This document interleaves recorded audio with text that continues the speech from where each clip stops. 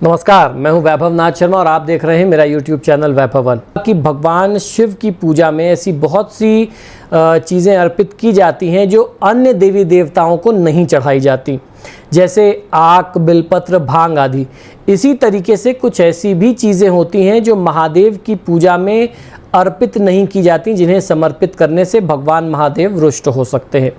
तो सबसे पहला केतकी और केवड़े का फूल, इसके बारे में मैं बार बार लोगों को बताता आता हूँ और मैंने अपने आचार्यों पंडितों को भी बोला, क्योंकि वही लोग पूजा की सामग्री वगैरह लेके आते हैं। तो केवड़े का इत्र बहुत फेमस है, तो इसीलिए उनको मैं ख़ास तौर पर हिदायत दे के भेजता हूँ कि भैया जब आप इत्र लेके आते हैं, फूलों का इत्र लेकर के आएँ भगवान के लिए, तो ध्यान रखिएगा कि केतकी और केवड़े का इत्र गलती से भी ना आ जाए, क्योंकि इसका इत्र और स्वयं इसका फूल जो है महादेव की पूजा में प्रयोग में नहीं लिया जाता। भगवान महादेव की पूजा में शंख वर्जित है।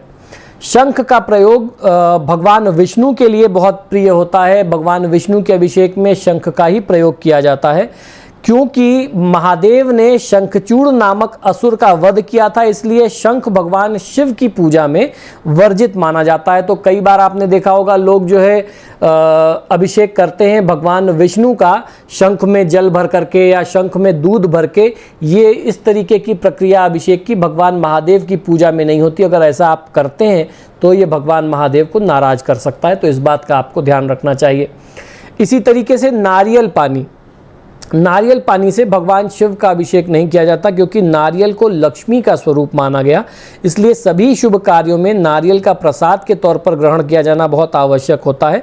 लेकिन महादेव पर नारियल का जल अर्पित करना शास्त्रों में वर्जित बताया गया। उसको जो है भगवान शिव की पूजा में खासतौर पर जल को प्रयोग में नहीं लेते हैं। इसी तरीके से तुलसी का पत्ता भी भगवान शिव को समर्पित नहीं किया जाना चाहिए।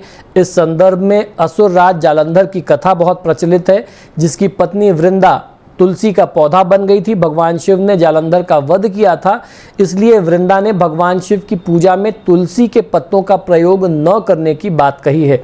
तो महादेव की पूजा में हम लोग सावन के महीने में या भगवान शिव की जो विशेष तिथियां होती हैं उनमें बहुत श्रद्धा भाव से पूजा पाठ करते हैं। तो कुछ चीज़ों का ध्यान रखना बहुत ज़रूरी है कि कहीं आप गलती से भी ऐसी चीज़ें प्रयोग में न करें, न लाएं जो देवता को नाराज़ करती हो, क्योंकि हम तो उनको प्रसन्न करने के लिए, उनकी कृपा लेने के लिए सारे अनुष्ठान, सारे उपक्रम कर रहे हैं।